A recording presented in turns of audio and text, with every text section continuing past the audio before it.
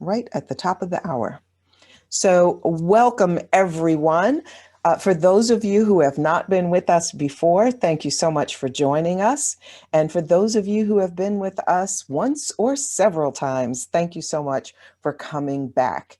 As you know, this is an informal discussion about various topics. Most of the time they have been about race. This time it's going to be focused on LGBTQIA+. And we have an amazing guest with us. But before I tell you about Lisa, we also have Patrice, who is my tech guru, and Jen, who is my office everything. She keeps me straight and narrow. So I'm thrilled to have both of them. Jen will be reading the Q&A box. So please open that box and send us your questions as soon as they come to you. And I've got several questions for Lisa, but I certainly want to ask her the questions you most want to learn about. So let me tell you a little about our guests today. As a certified diversity, equity, and inclusion professional speaker, that is, and facilitator, our guest today specializes in counteracting unconscious bias and LGBTQIA+ and inclusion in business. So she works in business and she works in the education system. Her impact is amplified through strengthening each person's allyship. And lots of my clients have been asking me how to be an ally, especially in this regard. With a demonstrated history of working in secondary education as well as with businesses and a passion toward community and social services, she's an expert in counseling, crisis intervention, leadership, and program development. Lisa has earned certifications in DEI from Cornell University, which is one of the best known places for certifications, by the way, as well as the Inclusion Institute certification for diversity practitioners. Her book, Be an Inclusion Ally, it's okay to hold it up, Lisa, great, is an Amazon bestseller. She is a certified virtual presenter, and you'll find her TED Talk on YouTube. Oh, and there's one more area of expertise. Lisa is a cheese curd connoisseur. True I just story. learned what that is a few minutes ago. So from Middleton, Wisconsin, welcome, Lisa. Oh, Lenora, thank you. Thank you, everyone. Thank you for those of you who are tuning in, for anyone who might be watching this later. And I would just like to say greetings for those of you, if we don't have closed captioning right here. Hi, my name is Lisa. So welcome, welcome, everyone. And you don't have to adjust your volume. This is a born and bred Wisconsin accent. Good enough. Well, we've got lots of questions, Lisa, and I'm just so excited to have you with us because in my work in the DE&I space, people often ask me questions about LGBTQTIA+ and all of those letters and what they mean and that type of thing. So my first question to you is, what is the question you most frequently are asked about this community? The number one question that I get asked is, when someone comes out to me, what do I say? And my answer to that is, the best thing that you can say, my friends, is thank you. Thank you for trusting me. You don't have to go into anything beyond that, because it has been a journey for this person, but that is the number one question that I get asked is, what do I say? Yeah. And there are a lot of other questions, but again, if you just say thank you, because that has taken a lot for that person to speak their truth. Yes, and it certainly shows that they trust you enough that they implicitly would come out to you. Absolutely. So they shouldn't do things like, often when a person has one Black friend, they shouldn't go into, and I have another gay friend, and stuff. They should not do those. Right, they shouldn't, but they do. No, they do. Yeah, and I hear, my family member is, and I'm like, that is fantastic. fantastic. Got it. All right. Yeah. Thanks. Okay. So let's take a minute to clarify terms. There are so many. So just for now, like the big terms that people don't know about, because I do want to go for a couple of them, I want to get more specific, but take it away, help us understand all those letters. Absolutely. So there are lots of them, and you might hear, different variations. The Human Rights Campaign officially adopted LGBTQ plus. There's not a test. Okay, just so you know that. So L would be for, and sometimes you'll hear them in different orders, but that is the order that is adopted and most frequently used by my people. So lesbian, usually girl and girl. Gay was LG. Yep, gay. For the most part, men like men. B is bisexual, and that can be, if you don't know what bisexual is, I'm happy to talk about that later. The T is transgender, and it's transgender, not transgendered. So we'll talk about that, I think, a little bit. Q can be queer and questioning.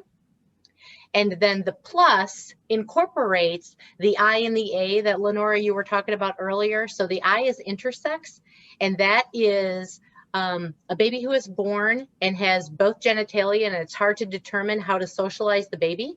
And there are more people born intersex than those who have cleft palates. Wow.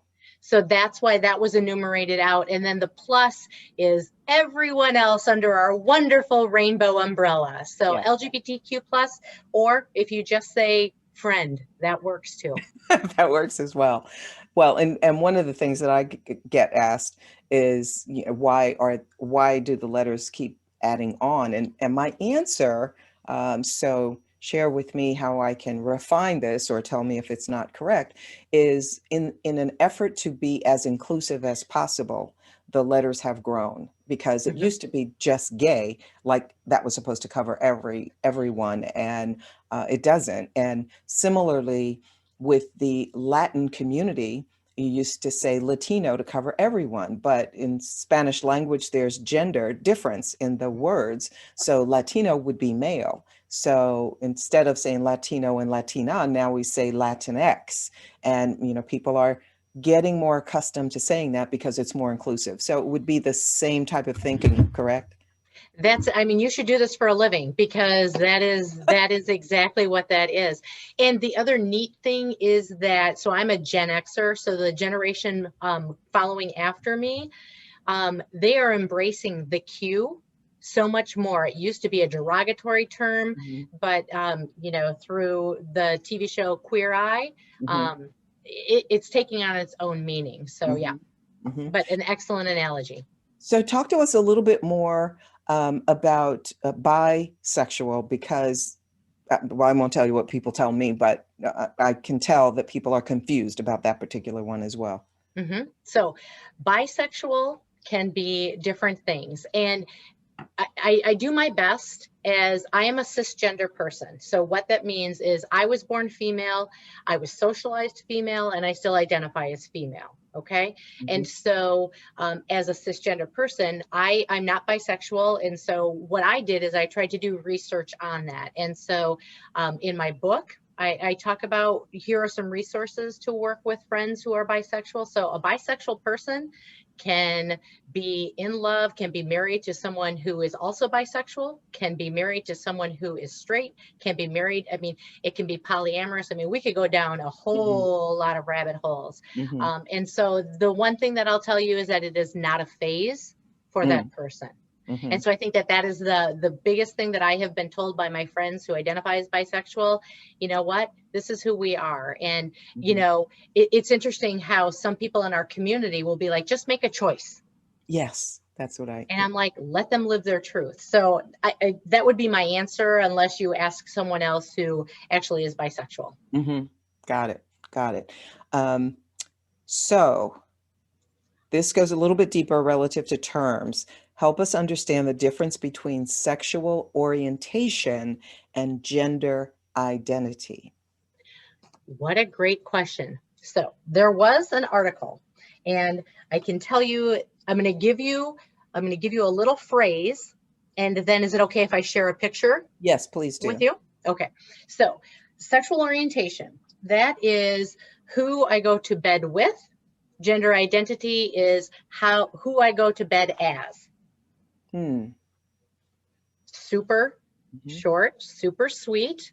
And I'm hoping now that you are seeing a lovely picture of our gender unicorn. Yay. So a visual representation for you out there. And what I love about this is that it was actually created by transgender students to help us, I'll call myself old, understand what's going on and what this all encapsulates. Okay. So in this little unicorn, as you look at the top, we've got the gender identity, right? So that's my brain. That is, when I think about this, I usually think of, this is the who, okay? So gender identity. Gender expression is all, I was a camp director, so I'm going to, use lots of arm language here. Gender expression is how I express myself.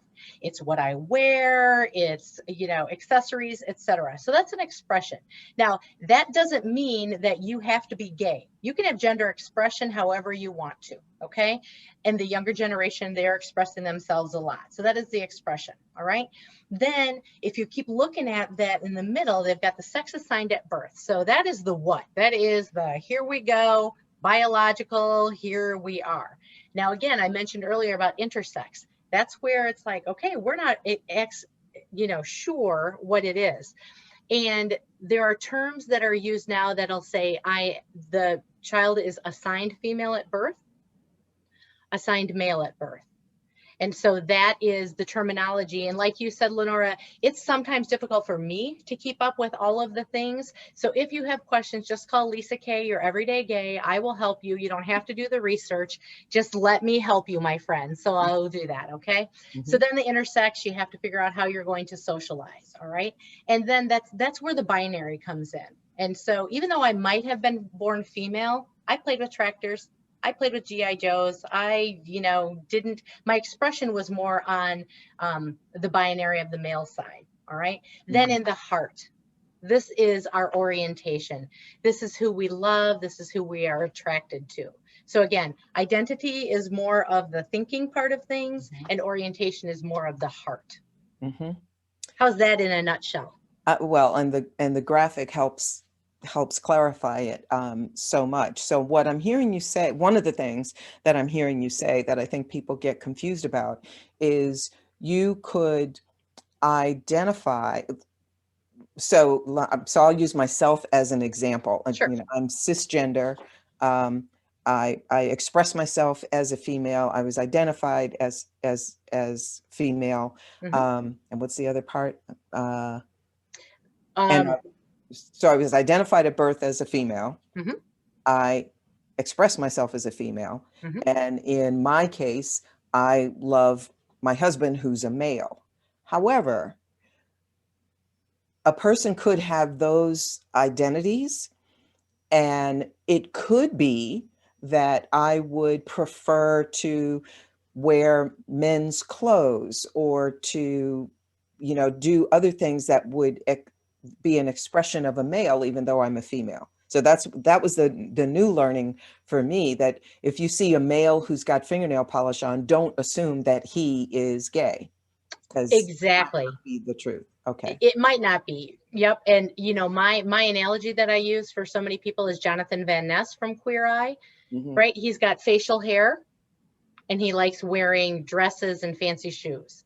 And so when we talk about how do we react to someone when we see, if we were to see him, in a store, he has the male pronouns, etc. Actually, I think he just came out as they, but you are correct on that. And again, my friends, it's a journey. And it's okay to not know things, and it's okay to make a mistake. And if you make a mistake, just say, I'm sorry. How can I do better? That's one of the things that people are so challenged with. You could go ahead and take the slide down, I think, for now. But people and I was just having a conversation with a client just before this call. And what he was saying is, I really want to be an inclusive leader, but I'm just so afraid I'm going to say the wrong thing. And, and not specifically on this topic, but more broadly. And in today's environment, 2021, with everything going on in the world and in our country, that silence is compliance. And so if you don't say something, people assume you're comfortable with the status quo.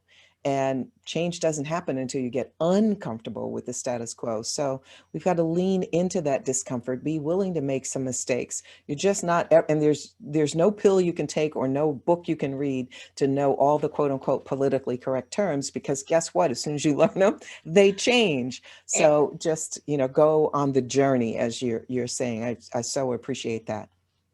Absolutely. So I live in North Carolina, Mm-hmm. and this was quite a huge issue a few years ago. Ah. Talk to us about transgender and the bathroom. Well, if you grew up in a family and someone was born the opposite sex from you, my guess is that you have all used a gender neutral bathroom. My example, I had an older brother and I had a father. Guess what? We all use the same bathroom. Okay. So that would be the first thing that I would say. The other thing that I would say is that that's okay. Again, I am not going to judge you unless you're being mean, malicious, and hurtful. Okay. But if you just don't understand and you're like taken aback and a little gasp, think about it like a spider. Okay. That spider is more afraid of you than you are of the spider, unless you're my wife. But that is a person who is their true self and they want to use the bathroom, right? They're going to have way more apprehensions than you who may be in the heteronormative majority of things. And one of the things that I think about as being a former middle school counselor is we've had so many students who they wouldn't drink at all during the day, so that they didn't have to use the bathroom, so that they didn't have to deal with this. And then we go into not only the mental health aspect of this, but then the physical health, right? Of what can happen if you don't do those things. And so I will say, if it is a stall, you don't have to worry about anything. Hopefully everybody washes their hands. I am more worried about that, Lenora, than I Especially am these anything days. than I am anything else, and think about when we can go back to sporting events or music concerts, right? Think about that long line. Wouldn't it be wonderful if the long line for we females was a lot shorter? Exactly. Exactly. And what folks say to me is, and I remember, and this was when the whole issue was happening with North Carolina and the law they had passed. I had a conversation with someone and they were saying, well, I just don't want my daughter going into the bathroom and there's this person calling themselves transgender that might accost her. And clearly that person was making the presumption that a transgender person is a pedophile. Two totally different things. Talk to me. Well, I don't know if you can see how verklempt I'm getting. So that is one of the things that it's like, let's look at the statistics, my friends. We are so not that. And it's interesting because if people will say something about, well, I'm afraid of getting hit on or whatever it might be, please, and I don't mean to be petty when I say this, but please don't flatter yourself. I am not attracted to every female that I see because I am a lesbian. And so when it comes to, wouldn't it be wonderful if we could teach our children to be loving and respectful of someone who is being their true self? When we were little, I had an imaginary friend. Somebody wants to be a mermaid, let them be a mermaid. And the statistics do not speak to that. I won't even say, well, if you look it up, it is the complete opposite of that. Absolutely. Thank you. Okay. So you mentioned this before, you alluded to this. It's the pronouns. So talk to me about I have she, her, hers on this one. Actually, I didn't change it to just say You're she and fine. her, but you could also have they. And how I'd like you to talk to us is, first of all, why were they necessary? And then um, whether or not you should put that in your name, on virtual calls. How do you handle it if you're writing something? Let's say there are many business executives that tune into this Zoom. So if they are writing something to their general employee population and they want to be sensitive, how do you deal with that they piece? That is wonderful. And that is the second most asked question that I get. And Jen, if there is anything that comes into the Q&A regarding this, I would love to take it timely and help with my friends, because in the business world, in the world of education, the pronouns piece is probably going to be at the forefront that you will see the most. And then the next one will be titles. So coming down the pike, you will see people using MX rather than MS or MR. Okay, so the Ms. Mr. is now becoming MX because they don't want to be put into a binary. We can do that another talk, but let's go back to the pronouns. So the reason that I have added my pronouns to my Zoom window is to show my friends who are transgender or questioning that I, as a cisgender person of privilege, hear you, see you, acknowledge you, and I will speak up for you. So that's why I, Lisa Kenneke, did that. And this has been, now granted, March 11th was when our world changed, right? And Zoom came the norm, or videos became the norm. And so it was just another way to, again, reach out and to be an ally from that vantage point. So I also had a question from someone that said, well, if I put my pronouns in my Zoom window, will people assume that I'm gay? To which it wasn't okay for me at that time, because I was presenting to say, well, what's wrong with that? I didn't say that, but I said, no, they won't. And so just like Lenora, I see you have your rainbows on your bangle right there. I know that you're an ally because you're showing me that. I know that you're an ally to my community, even though I am cisgender, with your pronouns. And so we started out using she, her, hers, he, him, his, right? And now, because we've been doing this for so long, my friends, I just go to she, her. And you mentioned the word they. They is going to be something that you will hear more and more, especially from my friends who are younger than me. And it was actually officially adopted by the Merriam-Webster Dictionary in 2019 as the most frequently looked up word, and then included as a singular term to help identify those who are gender non-binary. For those of you who have your doctorates in grammar and English and academia, my apologies to you. Please understand that we are saving lives by using they as a pronoun. Yeah. And So if I can quickly to the please. business friends out there, another question I get asked is, Lisa, should we mandate this? I, Lisa Kenneke, say no, you shouldn't mandate it. If that is your culture, if the head, the CEO does that, that's a wonderful example of the culture that you're creating at your business. However, if someone is not comfortable with that, be it religion, be it that they're still questioning, I don't want to mandate that. I have it in my email signature, and right after she, her, I have it hyperlinked and it says, what's this?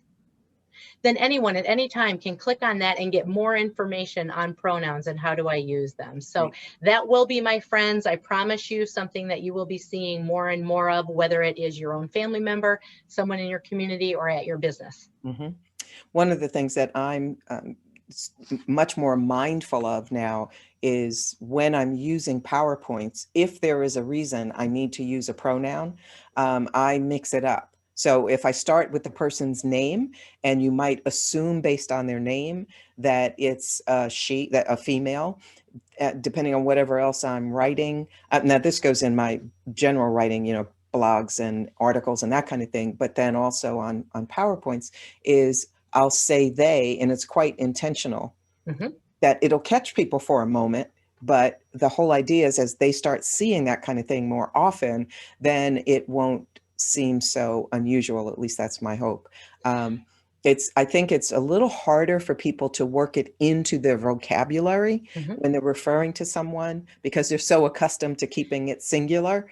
So it takes a little work. But to your point, using it saves lives. And this is just a word. I mean, it takes a little effort, but it's just a word. It doesn't cost anything for Absolutely. the person using. Yeah. And I'm teaching that to my graduate students. I'm teaching that to math teachers. Change your word problems so that they're not just Anglo names either. Let's learn some different things there. And I see in the chat, yes, I will send out what my hyperlink is on that. And then the other thing, my friends, is when you are talking to people, don't start with ladies and gentlemen and don't start with boys and girls. So if you can just say, greetings, friends. You know, I did my sign language. Hi, you know, hello, colleagues. Hello, scholars. Hello, Ubuntu Global. Works for me. There you go. Great point. Great point. A client sent me a question after a presentation of mine saying that an email was sent out by one of the leaders and it said gents, even though the people receiving it were male and female. And I like your approach even better. Let's broaden it. Let's not put a particular gender connected to it at all. Now, I live in the South, and so when I'm speaking to people in the South, you know, I can say hi, y'all, or all y'all. That works too. Yes, that's So great. But in Wisconsin, then they're like, what part of the state are you from? And then right. next year, my goal will be to eradicate, hey guys, Yes. You guys, but that'll be next year. Well, I've been working on that for years, and there's a lot of pushback on that as well. And just like, gee, they know it's everybody. Well, I'm not a guy. And to my speaker friends, I say, but you're being paid to speak. So, you know, your clients think that you know this. You know, it might not be fair to you. You can't know everything, but that's an easy thing to fix. Just think of some other ways to say that. So I know Jen has some questions, so I'm going to turn the mic over to her. Ask a question, please. I definitely do. And a couple of questions are nice follow-ups to what you were just discussing. The first thing is, Lisa, can you kind of explain what you mean by non-binary? Yes, thank you for asking that, friend whomever asked that, okay? So in the way that we have been brought up in our world, you are man, you are woman, all right, from the dawn of times. However, that's not all that there is, okay? So the binary is, so boys, a gender reveal party, don't even get me started on that one. Let's do boy things, a blue, trucks, etc. Right? So that's a binary. That's how we are socialized. Okay. Girl, same idea. Think about this from, there is a famous restaurant that has something that you can drive through. And if you were to show up at said restaurant and ask for a small meal for a child that might make you happy, what is one of the things that they will ask? Would you like a toy for a boy or a girl? Now, this is 2 years down the road. So I, Lisa Kennecke, when I am queen, we will have gender neutral toys. What about Legos? What about Play-Doh? Everybody likes that. So again, the binary is how we are. We've all been socialized to do that, right? Don't throw like a girl, or, you know, football coaches, hey, you're a bunch of ladies, you know, sissies. And it's like, that was the first person I always went to whenever I was a school counselor, was the football coach, so that they knew that I was there, because they had the power in the community. And I was just there, you know, kind of like a mosquito, you know. Just there being annoying, right? Enough to get their attention. Yes. And so Jen, if that didn't answer the question, please give them my email. I'm happy to talk more with whomever that is. Absolutely. Yeah. Of course. And here's another great question. What question do you wish that people asked you more often about yourself? And oh, thank you. The one thing that I would love for people to ask is, how did you get so funny? I mean, that is, if I could have that question, I could answer it like that. And it's so, in all seriousness, when I was going through, my sister told me I was gay when I was 27. So there's a She whole told other you. story. She Told me. Yeah, Oh yeah. that's- Yeah. Yeah. Because it wasn't an option where I grew up. You were either Lutheran or Catholic. I was forbidden to date a Catholic boy, but they never said anything about a Catholic girl. Hey-oh. So moving forward, I want people to know me as a person. And when I was a camp counselor and a director, know me as that. I want you to know Lisa Kennecke, the school counselor, Lisa Kennecke, the NSA member, Lisa Kennecke, the speaker, who, by the way, is gay. Mm-hmm. And if I am the only person that you know that's gay, I am funny. I go to the grocery store, I pay taxes, and I pick up dog poop just like all of you. Mm-hmm. Mm-hmm. Yeah. So, and I don't mean to be snarky when I answer that question, but just like everyone else, you know, and don't ask me, this would be an example. Rather than assuming that I am married to a man, okay, you could say something like, tell me about your family. Mm-hmm. And then I can choose whether I want to come out that I have a wife, or I could tell you about my birth family, which is a whole nother episode. Yeah. Yeah. And so again, it's just thinking of, because that's one of the things in the workplace when people were working together in a building in person on Monday morning. So, you know, what'd you do this weekend? Or tell me about your kid. You know, they can make it general so that whoever they're speaking to would be able to answer it and not feel like they have to cover and pretend that they're something that they're not. So I appreciate that. Jen, do you have any more questions at the moment? I do have one more. Okay. How does intersectionality play a role in understanding LGBTQIA plus issues?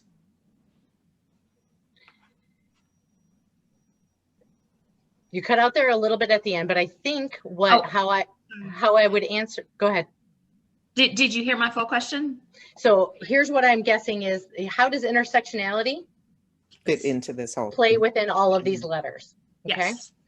Just like intersectionality would fit in with anyone who isn't gay, that would be my answer. So from the vantage point of, if you are a business owner, you know that you have the big 7 from the Equal Employment Opportunities Commission that you need to think about, okay?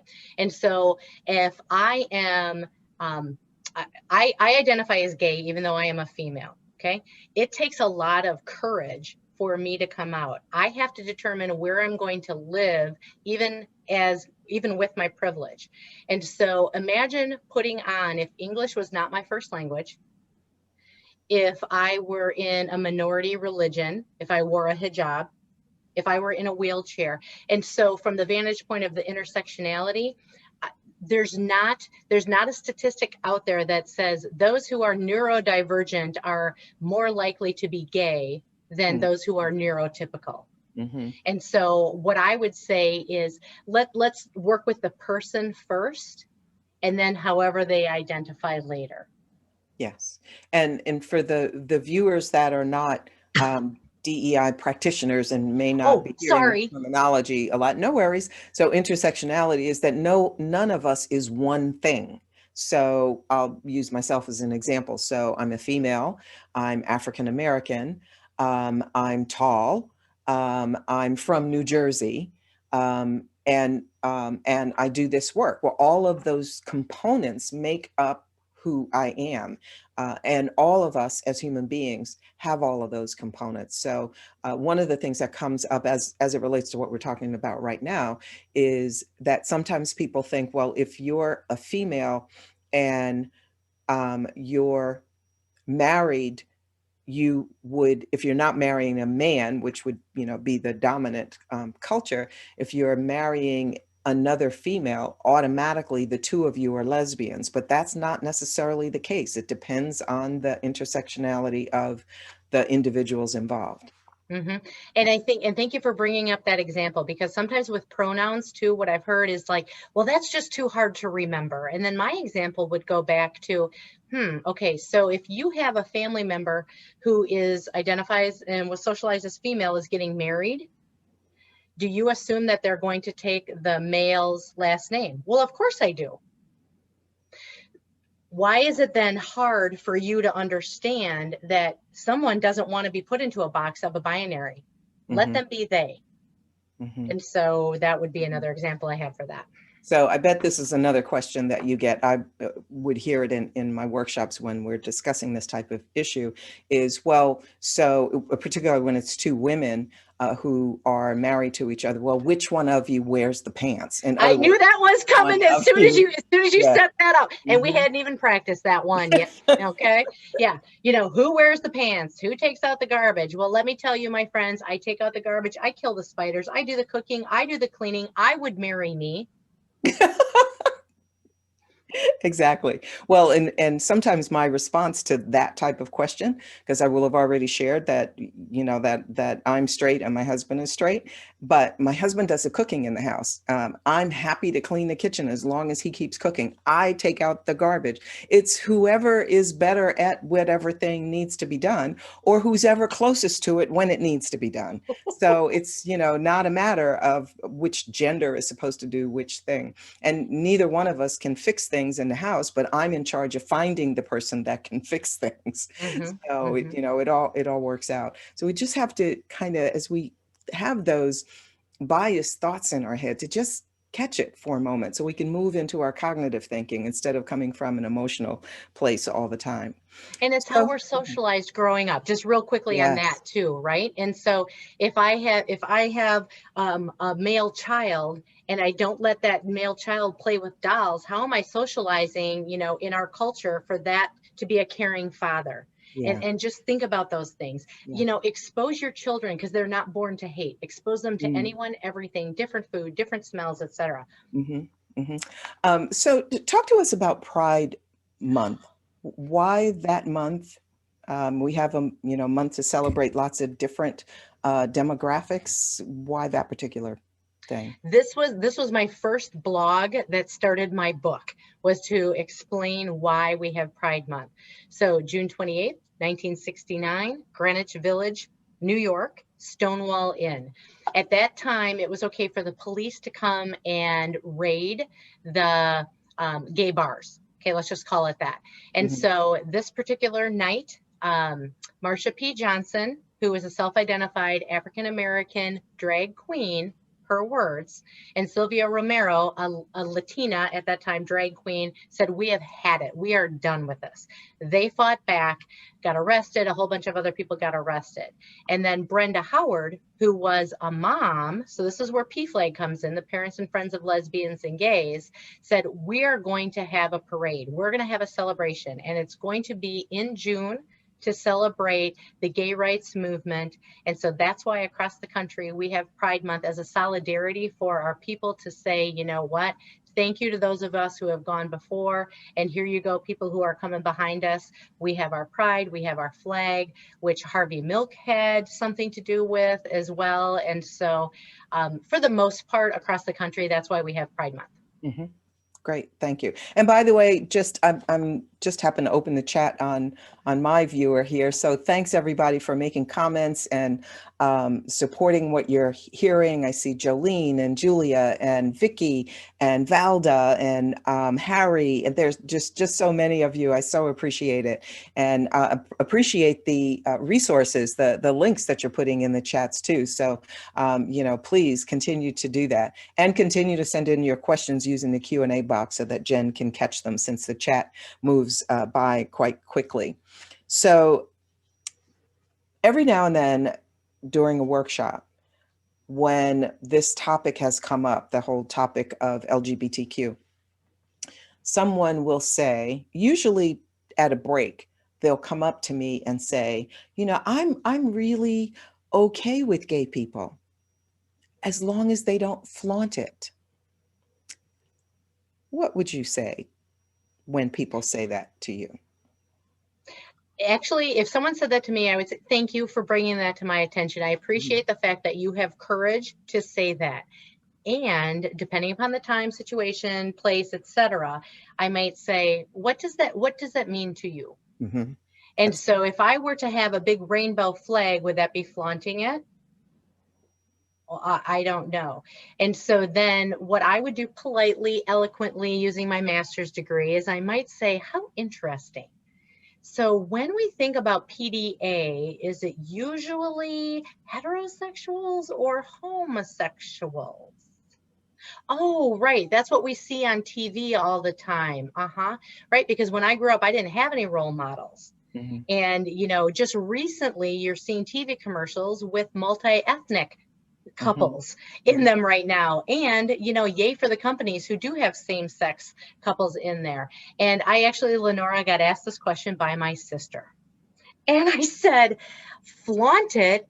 I am so far in the closet, you had to tell me I was gay. How in the world am I flaunting it? And now, because of where I'm at, I do want to flaunt it. I want to be a role model so that kids stay alive. Because according to the Trevor Project, which is the nation's leading LGBT suicide prevention hotline, just one adult can reduce suicide rates by 40%. Wow. And so if a young gay kid sees my wife and I holding hands and knows that that's okay, and if that's what you, my friend, thinks flaunting, I don't want to see you making out with your friend, just like you don't want to see me making out with my friend. Yeah, great. And sometimes, depending on the circumstance, when I ask the same question, help me understand what you mean by flaunting, then I would also ask them, so do you have pictures of your family, your spouse, if I already know they're married? Do you have pictures of them on your desk, and do you talk about them frequently?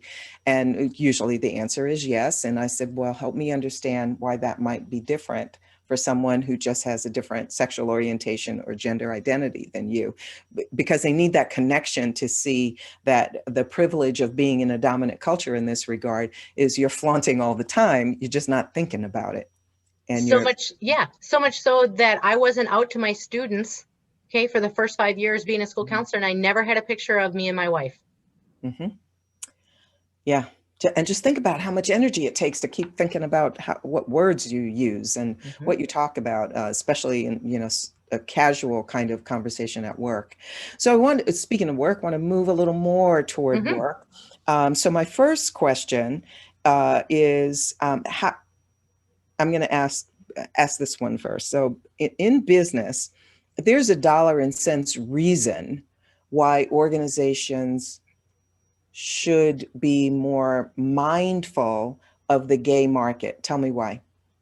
For those of you who are sitting down, if you want to write down this number, this will blow your minds. Okay, Jen Marshall, are you ready? Here comes the number. $3.7 trillion, T with a T, trillion with a T, in purchasing power. Angela and I don't have kids. We're really good with our nieces and nephews. So that is one thing that you can take a look at. Not everyone is, fortunate like we are, but we do have a lot of purchasing power out there. And all you have to do, my friends in business, is if you have a little rainbow somewhere, we will sniff that out. We are at our respective credit unions, because there was a rainbow from the LGBT chamber on the door at one credit union. The other credit union was a picture of two women at a pride parade. Anyone else looking at that would say, oh, isn't that pretty? Two girls, they must be sisters. And we knew that they weren't sisters.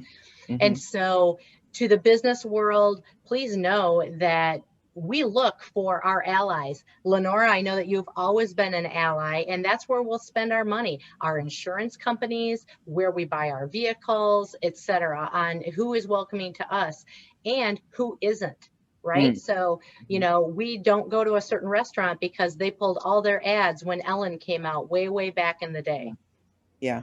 People vote with their feet, and they vote with their dollars. And I remember several years ago when Disney decided to be more supportive and the pushback that they got, but they recognized the number of people who happen to be LGBTQ who love Disney.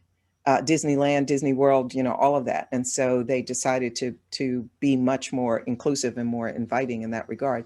So organizations have to consider where are their values, their internal corporate values, and whether or not this fits. I mean, you have to make your own decisions, but recognize there are consequences to whichever direction your decisions go. Good So my point. next question to you is the one that I get asked frequently from a diversity and inclusion perspective in general, but again, specifically as it relates to this community. So how can people be better allies? And one person did ask me, well, if I think someone is gay, should I tell them, as a straight person, should I tell them that I'm an ally? I think that would depend upon the situation. Usually, ally is a term that is given to you rather than self-described. Yes. However, I would say that I am an ally to anyone who doesn't have a voice, just because I know that I have privilege. So that one can go either way. But going back to, the businesses and the best practices, think about your registration forms. Think about what is the first point of entry that someone will have with you. And so for myself, if I know that your policies don't have sexual orientation, gender identity, gender expression, or nonconformity not enumerated out, that's how I chose to go to one school district over a different school district that offered me the same job on the same day. So I do look at those policies. And, do you have pronouns where people, when they're registering their names, does it say, just male and female? Does it say other? Does it say custom? What does that look like? So I can do you want me to keep going on those? Okay, great. And then, what about your benefits? Do you have, domestic partner benefits? Well, right now it's legal to get married everywhere. So hopefully you have partner benefits, spousal benefits. Is it just called maternity leave or paternity leave? How about parental leave? Boy, I'm on a roll here. Let's see what else we got. Okay, so when you have social engagements, do you say, yeah, bring your spouse? Well, what if I'm not married? What if I'm widowed? And so those are different things when you think about how do I be inclusive to everyone, because now we have to be inclusive of dietary needs. You probably have gluten-free products. You probably have these kind of things. So you can kind of weave that in. That's our intersectionality lesson for today with the LGBT as well, is to think about that. And so one of the things that you brought up when we were talking earlier was around customer service. What are some things that companies need to think about in that regard? On the phone, someone calls in and they have a low range voice. Are your people answering the phone automatically trained? And I'm not shaming you if this is your case, so no need. I'm not trying to out anyone here. But do they automatically say, hello, sir? Because again, that's how I was raised to respect my elders. And so that's a sign of respect. What if it's not a male? Right? So now that's the first point of entry to your business, that this person's like, here we go again. Okay, so that would be one thing. For myself, I have short hair. And so when I walk into Target, from the back, I get called guy more times than I can tell you. And my teachable moment happened with a youngster who, again, I don't say a girl or a boy, I don't know, it's a youngster with a parental figure. And the youngster said, hey, sir. And I turned and I looked at the youngster and I said, no, I'm a girl with short hair. And so that would be when people come into your business, how do you react to them? And whether it's LGBT, again, I talked about Jonathan Van Ness, but it could be someone who, fill in the blank for marginalization on that. But again, it's the low voice being called sir.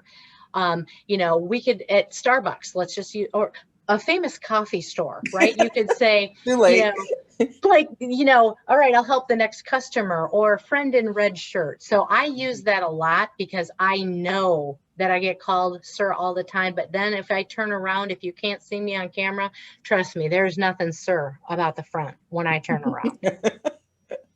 Yeah, when I was exercising outside more often, I'd have on a baseball cap and long sleeves to cover my bangles. Part of that is about safety. I actually want people to think that I'm a guy while I'm walking really fast. But if there was an occasion where I would need to go into a store and I was dressed like that, often people would assume I was a male before I said something to them. I didn't get offended by it, but nevertheless, I know that's the case. So on the phone, though, I'm intrigued. If they don't, well, either on the phone or when somebody first comes into a place of business, like a storefront or whatever, they want to greet. So what should they say? Great question. I see Jolene has that in the chat too. And I think that this, I can tell you what I, Lisa Kennecke, would do. And I think that this would be a great conversation for your team members, your management, whatever it's going to be. What is our culture going to be? So that it's the same all the time, and maybe it's going to be, maybe they just say, hello, my name is Lisa. I work for, Inclusion Ally. How can I help you? Rather than saying sir or ma'am, or, it sounds like a low voice, I use friend a lot. Some people don't like that. But again, I think that, and I'm not trying to skirt this question, Jolene, by any stretch for you, but I think that what's going to fit for your company. And same thing, I have had to change my terminology from calling people who are younger than me kids. Because my niece is 25 is like, please stop saying that. And I was like, duly noted. So if somebody calls and they have either a higher voice or a lower voice, it could go either way, right? You could just say, thank you for calling, someone will be right with you. So rather than, maybe you don't even have to put a binary term on that. And what's going through my mind right now is every now and then when my husband and I both are in the hotel at, we're going to an event or even on vacation, if I call room service in the morning, the reservation says Mr. Harris. And I guess they don't pay attention that there might be two people in a room, although they shouldn't assume what the gender is of the other person. Now I think about it. But if I call room service, especially first thing in the morning, my voice is lower, then they will say, good morning, Mr. Harris, and how may I help you? And then I will say, it doesn't happen to be Mr. Harris, I'm Mrs. Harris. And sometimes they get it and sometimes they don't. But I'm wondering and I'm not wanting to put you on a spot on a different way to say everything, but, I'm thinking they could say something, they could address Harris as a guest in the hotel somehow, but to somehow change that so they're not making the mistake of assuming what the gender is of the person. It just takes a little bit of thought. It does. And I think that might be, especially, I'm thinking, 5-star resorts where, everything that's the way that it is. And I think that is going to be a journey. And I think that that's going to, come down the pike when more people who don't use Mr. and Ms. or Mrs. or whatever go to those establishments. And so I'll give some grace in that. But if you have the power in your company, it's something to think about. It is something to think about. So just as I knew, the time is flying by. We still have a couple more questions, or I think at least one more question. So I'm going to turn it to Jen, and then I want to give you an opportunity to do some sharing with some additional things. So Jen, another question?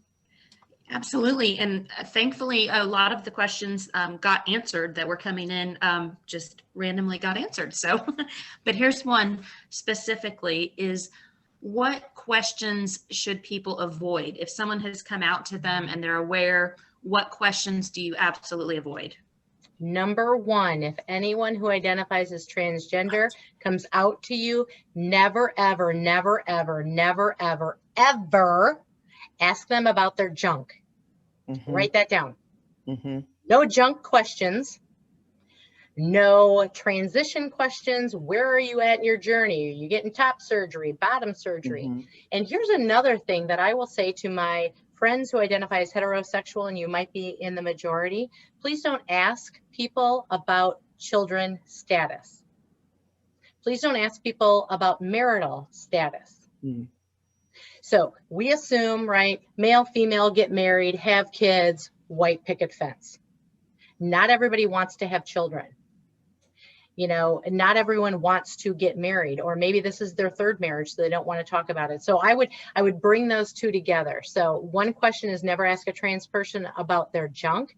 However someone identifies to you, you go with that. Don't ask them, but I knew you as fill in the blank. Go with who they are now.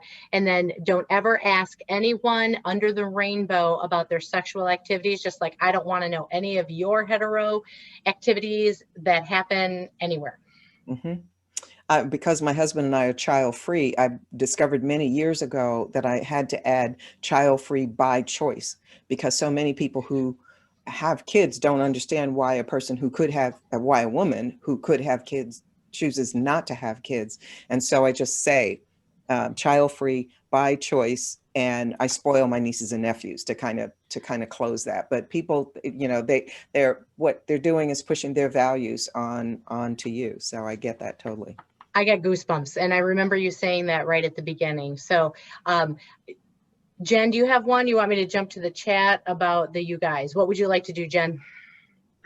You can go to the chat if you would like, either one, or I have a question as well, but whichever one. Okay, so Angela says in the chat, people say you guys all the time. How do we approach that scenario? It's a pet peeve of mine. So when you hear, hey guys, I just nonchalantly say, or everyone.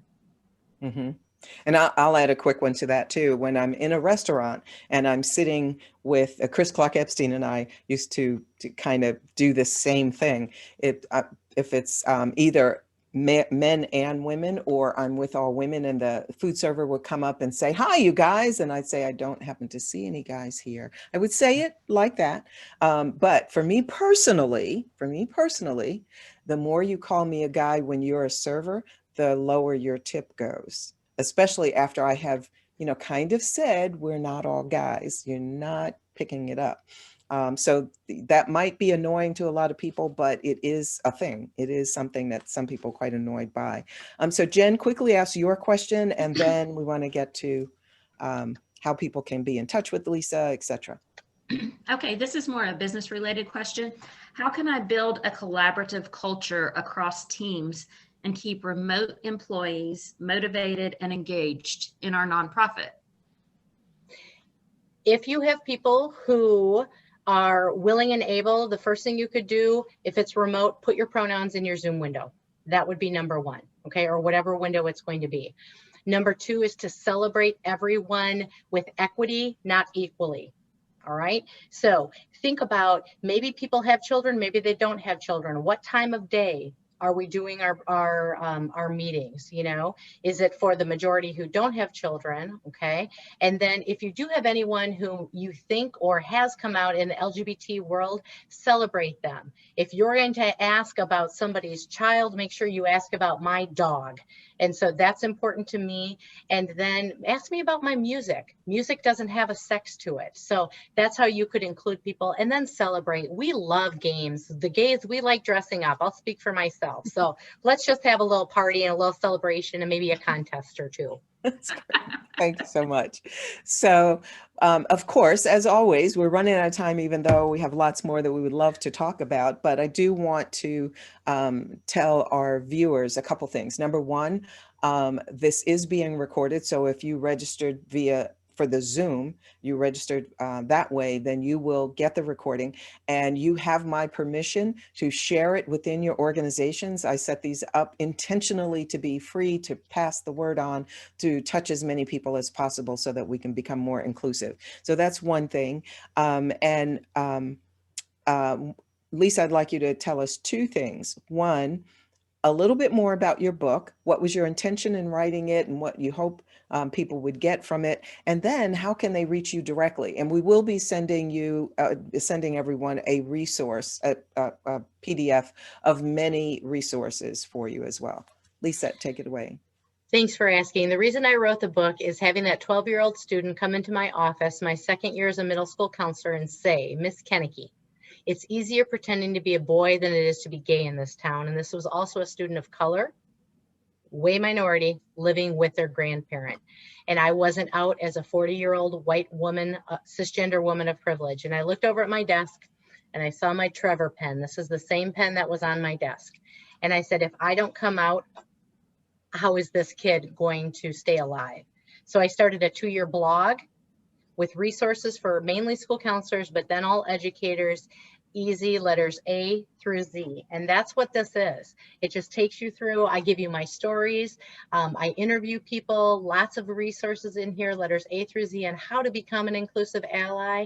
And the best way to get in touch with me is to go to lisakenicky.com, or I'm on LinkedIn under those names as well. And, you know, however I can help. I'm Lisa K, your everyday gay. Let's save lives together, my friends. Lisa, wow, this has just been extraordinary.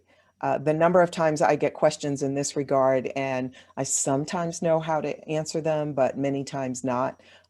This has just been a joy, first of all, to have you with us, and then a great learning. So I'm sure I'm going to be watching this video again, and I hope our viewers, and there are many people who signed up that knew they couldn't be here for this time period, but they will be watching it as well. If I get any feedback from folks that have watched, that were here live, or for those who will watch it later, I will certainly pass it on to you. Thank you so much. Thank you for saving the lives that you are saving because of the work that you do.